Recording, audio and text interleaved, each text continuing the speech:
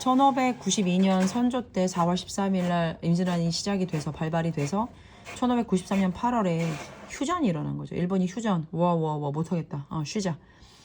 이게 전쟁이 쉬는 거지. 이제 전쟁이 끝난 건 아니지 않습니까? 그래서 조선은 이제 휴전 동안에 무기를 정비했어요. 그리고 훈련 도감이라고 해서 포수, 살수, 사수, 그러니까 총칼 쏘는 애들, 그러니까 포수 쏘는 애들, 이제 포탄이라고 하죠. 그리고 칼 쏘는 애들, 그다음에 활 쏘는 애들을 엄청나게 훈련을 하고 설치를 했죠. 그러는 동안에 3년 동안에 이제 자꾸 이제 회의를 하고 있었어요. 근데 3년 동안에 옥신각신 휴전 회의를 하다가 그게 잘못된 거야. 그래서 에이씨 안 해! 휴전 안 해! 이렇게 하면서 1593년 8월부터 1596년 8월까지 즉 3년 동안 옥신각신 하다가 결국은 다시 1597년에 3년 동안 있다가 1597년에 정유재란이라고 해서 일본이 다시 쳐들어옵니다. 일본이 다시 쳐들어온다고요. 네. 그래서 일본이 쳐들어왔잖아. 그래서 명량이라는 곳에서 이순신이 일본군을 수군이 그쵸? 대파시킵니다. 싹 죽었어. 근데 그때 일본에서 도요토미 씨가 사망했습니다. 도요토미 씨가 사망했습니다. 야, 임진왜란이 누구 때문에 시작한 거야? 도요토미가 시작한 거잖아. 근데 도요토미가 사망하니까 일본 애들이 정신을 못 차리는 거야. 멘탈이 흔들리면서 일본군들이 철수를 하기 시작한다. 근데 그 돌아가는 뒤통수를 때려버린 게 누구야? 이순신이지. 그 해전이 노량해전이야. 노량해전에서 철수하는 일본군들을 크게 다 죽여버리는 사건. 그것이 바로 노량해전으로 마지막을 정유재란이 끝나게 된 겁니다. 네, 다시 보도록 할게요. 전세가 불리해진 일본은 조선과 명예 휴전을 요청했고 휴전 회담이 지속되는 동안 조선은 무기를 정비, 훈련 도감을 설치했다는 얘기죠. 그래서 이제 포수, 조총을 다루는 포수와 창과 칼을 다루는 살수, 활을 쏘는 사수를 합해서 삼수병이라고 하는데 그 삼수병을 훈련시킨 것들이 훈련 도감이에요. 그거를 설치하고 군사제대로 가듬었죠. 왜요? 이제 또 싸울 수 있으니까. 3년 동안에 걸친 휴전 회담이 결렬이 됩니다.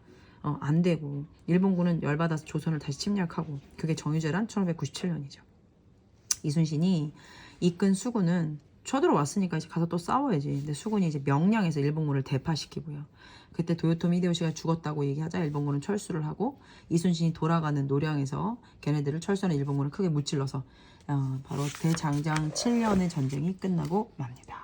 네, 이것이 지금 임진왜란의 이제 순서로 해서 정유재란까지 해서 끝나는 과정이었습니다. 네, 어찌됐건 지금 이제 그러면 임진왜란이 끝나고 나서는 어떻게 됐겠습니까? 굉장히 황폐했겠죠. 7년 동안 아주 지지고 볶고 다 했으니까 바다니 육진이 난리가 난 거야. 임진왜란 이후에 전국이 황폐화됐죠. 그리고 토지대장이나 호족대장 이런 게 모두가 불탔으니까 나라 입장에서는 세금을 거둘 수가 없는 거예요. 그러니까 재정이 어려워지죠. 불국사 불타, 경복궁 불타, 책이 있던 사고도 불타, 문화재 약탈해가, 포로로 데려가, 동남아시아의 노예로 데려가, 이렇게 되면서 나라는 점점점 힘들어진 거죠. 엄청나게 황폐화되고 힘들어지고 먹을 건 없고 애들은 울고 남자는 없고 남자 다 죽어가지고 이런 상황이었어요.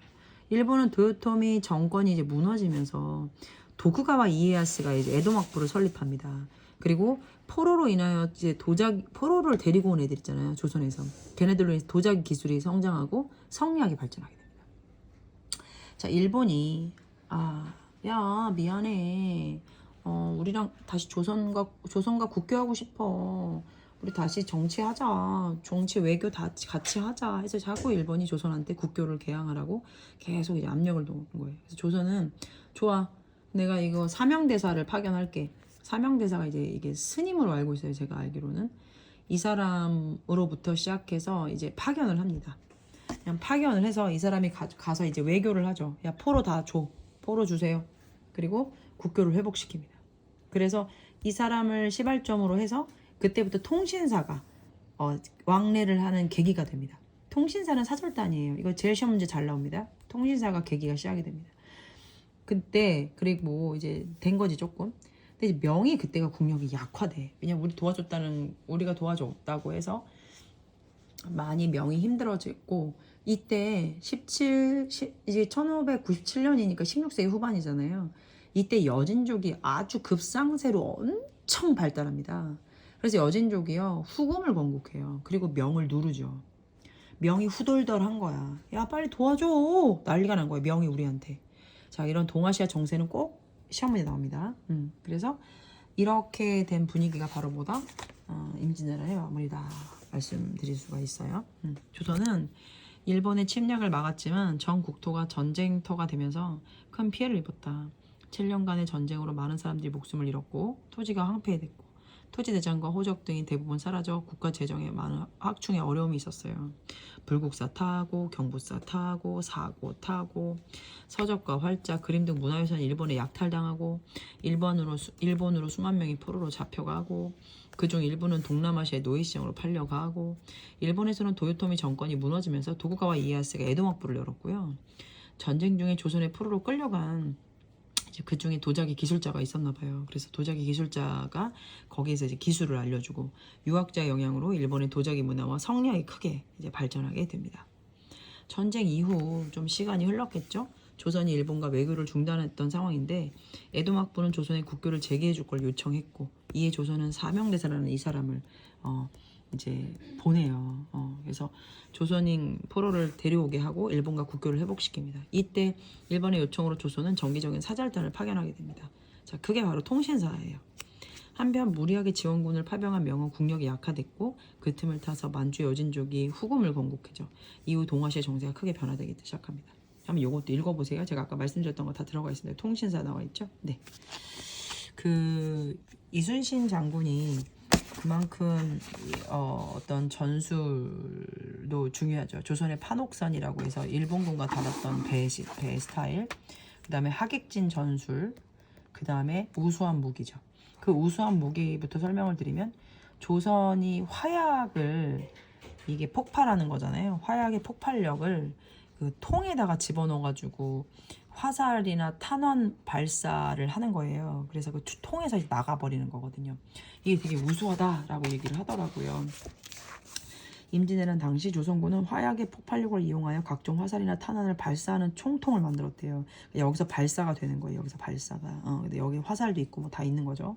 그래서 강력한 화력을 과시했고 또 조선군의 판옥선과 거북선에 대한 다양한 총통을 설치했다는 거죠. 여기에 다양한 총통을 설치했던 이거를 그래가지고 일본군을 패배할 수 있었던 건 우수한 무기였고 또 하나 판옥선과 거북선의 차이가 있어요. 이 거북선은 판옥선의 거북 모양의 철갑의 형태로 철갑이라는 거죠. 위에가.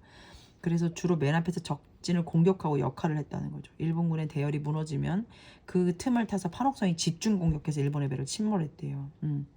판옥선은 2층 구조로 노를 젓는 군인과 포를 쏘는 군인이 다른 층에 있어서 이제 막 이렇게 싸우는데 집중할 수 있었다.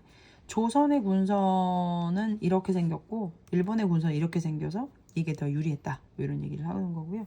하객진 전술이라고 하는 거는 상대방이 공격해 오면 중앙의 함대가 후퇴를 하면서 옆에 함대가 앞으로 달려나가 마치 학이 날개를 편 모습처럼 상대방을 포위하는 전술이라고 합니다. 이순신은 이 전술로 한산도에서 일본군의 함대를 포위하여 크게 정리했다는 거죠. 어디에서? 한산도 대첩에서. 네, 이렇게 되면 되겠습니다. 자, 이제 광해군 거 들어가 보도록 할게요. 17세기 동아시아를 먼저 한번 정세를 먼저 말씀드릴게요. 명이 엄청나게 약해지게 됩니다. 그 첫 번째 이유는 이제 임진왜란 때 우리를 도와줬다는 이유. 그러면서 17세기 초는 여진족이 엄청나게 그 전부터 이제 그 힘이 좋아졌고 되게 강세를 띠고 있다가 17세기 초에 여진족이 엄청나게 발달을 하면서 후금을 세우죠. 그러면서 막강한 울트라 힘을 갖게 됩니다. 그러면 얘는 지는 해, 얘는 뜨는 해가 되죠. 근데 둘이 붙었어요. 둘이 붙었다고요. 그래서 이때 명이 어떻게 하겠어요? 도와줘 조선 이랬겠죠. 근데 그때가 바로 뭐냐면 얘들아 선조가 죽어. 선조가 죽고 선조의 아들이 누구냐면 광해군이잖아. 이 광해군이 갑자기 어떤 상황이 되는 거니? 임진왜란 이후의 상황을 정리를 해줘야 되고 또 하나가 뭐니? 명까지 힘들다고 하니까 명한테 가가지고 도와줘야 되는 상황이 생기니까 광해군은 머리가 좀 아픈 거야. 그렇지 않아도 남자들이 너무 없는데. 그래서 명이 도와달라고 해서 갑니다. 가는데 광해군이 머리를 써요. 광해군은 강홍림이 이제 얘가 가를 애거든요. 거기 가는 애, 그러니까 이 명나라하고 후금하고 싸우는데 이제 얘를 이제 장군으로 보내거든요. 그리고 몇만 명의 군사를 보냈겠죠. 강홍림에게 이런 말을 합니다. 명하고 후금하고 싸울 때 절대 나서지 마. 그리고 명이랑 후금이랑 싸우다가 후금이 이길 것 같잖아? 그러면 거기 가서 싸우지 말고 후금한테 뭐해? 투항해. 잘못했다고. 알았어? 그리고 절대 충돌하지 말고 절대 우리 군인들 많이 죽이지 않도록 피해 없도록 하고 오세요. 이것이 무슨 외교다? 중립 외교다죠. 광해군은 명과 후금이 싸울 때 어디 팀도 뭐하지 마라. 달겨들지 말고 봐라. 상황을 보고 누가 이길 것 같다 하면 그 팀한테 가서 투항해라. 이런 거죠. 강홍림에게 그걸 전달합니다. 그것이 바로 중립 외교라고 말할 수 있어요. 그러면서 광해군은 동의보감을 만들어요. 조금 이따가 오세요. 수학을 먼저 해도 되고요. 아니면 네. 선조의 뒤를 이어 즉위한 광해군은 전쟁에서 황폐해진 토지와 개간을 장려하고 토지대장과 호적을 정비할 수밖에 없었죠. 왜냐면 이제 세금 받아야 되니까. 네. 나아가 성곽과 무기를 수리하고 군사훈련을 실시해서 국방력 강화에도 힘을 썼고 또한 전쟁으로 피폐해진 백성을 위해서 동의보감도 만들었어요. 왜냐면 이제 허준한테서 동의보감 만들어가지고 사람 살려야 되니까. 이 무렵 세력을 확장한 후금, 여진족, 명을 위협했고 전쟁을 일으키자 명은 조선의 지원병을 요청할 수밖에 없었겠죠. 광해군은 강성해진 후금과 세퇴하고 있던 명 사이에서 실리적인 중립 외교를 펼쳐서 후금과의 충돌을 피하려 했습니다. 이때 보세요. 얘네는 광해군 동서남 북인들은 광해군 팀이니까 좋아라 했겠지만 서인들은요 완전히 그 명나라 따까리들이거든요. 근데 명나라한테 우리가 그러니까 실리적으로 얘를 다 하지 못했다. 열받아서 서인들이 막 난리치고 난리가 났었어요. 지금 너 잘못하는 거다 광해군. 너 이따구로 하면 우리 명나라하고는 사이 이제 끝난 거다. 너 그따구로 하면 되겠냐. 이렇게 난리가 났었거든요. 광해군의 중립외교 정책은 대의명분과 의리를 중시한 서인 세력에게 난리 비판을 받았고 급변하는 정세 속에서 왕위가 불안해진 광해군은 북인과 함께 정권을 안정시키려 했지만 그게 되지 않았어요. 근데 그때 이 광해군 선조의 이제 광해군 엄마들이 그러니까 선조의 와이프들이 많을 거 아니야. 그 중에서 광해군하고는 이복 동생이 하나 있어서 연창대군이라고 애기야 애기. 근데 영창대군을 얘를 왕으로 올리려고 하는 거야 선조가. 그래가지고 말이 안 되잖아. 그래가지고 영창대군을 불을 지핀 뜨거운 방에 쪄 죽여요. 네, 왕을 못하게. 그리고 인목대비를 폐위시킵니다. 못 만나게 해요.